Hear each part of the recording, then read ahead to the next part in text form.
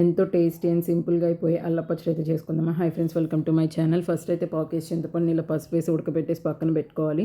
తర్వాత పావు కేజీ అల్లం తీసుకొని శుభ్రంగా పీసెస్గా కట్ చేసేసి పక్కన పెట్టుకోవాలి. కడాయి పెట్టుకొని దాంట్లో 2 టేబుల్ స్పూన్ ధనియాలు, 2 టేబుల్ స్పూన్ జీలకర్ర వేయించేసి పక్కన పెట్టుకోవాలి. జస్ట్ షాలో ఫ్రై మాడిపోకుండా చూసుకోండి. తర్వాత అలాగే 2 టేబుల్ స్పూన్ మినపప్పును, పచ్చిశనగపప్పు కూడా అట్లాగే వేయించేసి పక్కన అయితే పెట్టుకోవాలి. తర్వాత 2 టేబుల్ స్పూన్స్ ఆయిల్ వేసేసుకొని ఫస్ట్గా మనం కట్ చేసుకున్న అల్లం పీసెస్ని అయితే కొద్దిగా మగ్గ పెట్టుకోవాలన్నమాట.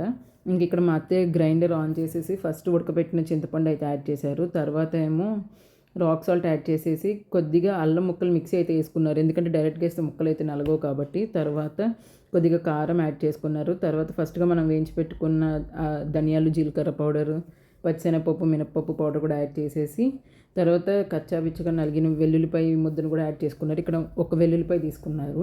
తర్వాత మెంతిపిండి, ఆవుపిండి, ఫైనల్గా అయితే అల్లం యాడ్ చేసుకున్నారు. పావు కేజీ అల్లం పచ్చడికి కేజీ బెల్లం అయితే పట్టింది. అంతే, చట్నీ అయితే రెడీ అయిపోయింది. ఈ వీడియో అయితే బై ఫ్రెండ్స్, నచ్చితే లైక్ అండ్ షేర్, కమెంట్.